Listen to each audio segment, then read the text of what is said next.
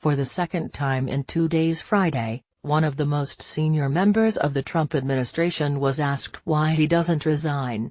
And for the second time in 2 days, that official did nothing to dispel the notion that he is very conflicted about serving President Trump. Both Defense Secretary Jim Mattis and top White House economic advisor Gary Cohn have offered comments in recent days that suggested they were seeking distance from the president. Given those comments, each was asked some version of why do you continue to serve? Their answers are extremely telling. Neither one disagreed with the premise that they are disillusioned or said they love serving Trump. Instead, both of them cited something they could accomplish or provide in the job, suggesting they believe the headaches of serving Trump are worth it. First came Mattis. At a Q&A session on Thursday, Defense One's Kevin Barron asked whether Mattis ever thought about resigning. Barron: "It seems every time there's something the president says that upsets half the country, there's a call for the generals. You, John, Kelly, McMaster, should resign for something.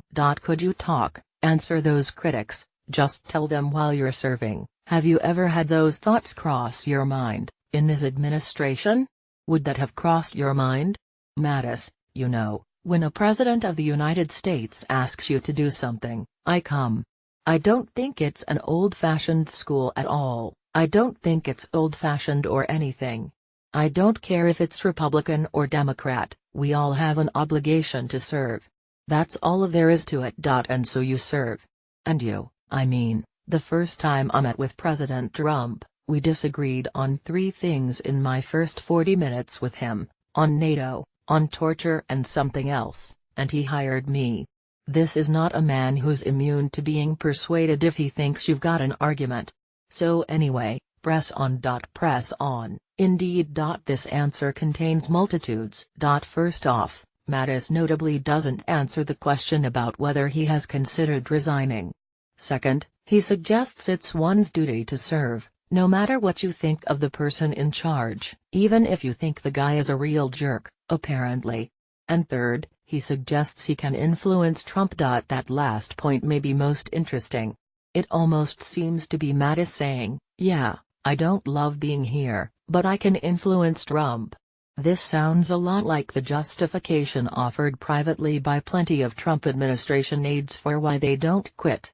They insist they are needed to keep Trump's impulses in check and to prevent the executive branch from imploding. Cohn was then asked a similar version of the question Friday during an appearance on Fox Business Network with Trump-friendly host Stuart Varney. "The gossip is, and I'll label it correctly, the gossip is, that you're only staying in this administration to get tax cuts done. Is that accurate?" Cohn: "Look, tax cuts are really important to me. I think it's a once-in-a-lifetime opportunity. We haven't done tax cuts in 31 years. So to be a part of an administration that gets something done that hasn't been done for 31 years is enormously challenging, enormously interesting to me. So, yes, I am very excited about being part of that team that is able to work on something that is that important. And I think that important to our economy and that important to the citizens of this country." Cohn does nothing here to dispel that gossip. In fact, he seems to have largely confirmed it, arguing that tax reform is just that important to get done. He basically suggests that the opportunity is so big and the reform would be so historic that he can't leave his job, no matter what he thinks of Trump. Why not just reassure us that you respect that president you serve? Why not dispute the notion that you're holding your nose? Cohn does none of that. Varney tossed him a softball, tempering his premise with skepticism, and Cohn basically granted the premise. On some level, this is convenient for both Mattis and Cohn. It suggests they are keeping Trump at arm's length, even while they continue to serve him, and that they shouldn't be judged by what Trump is doing. But it's completely worth noting that, when asked about how they can continue to serve Trump, neither quibbled with the question or gave Trump anything approaching a vote of confidence.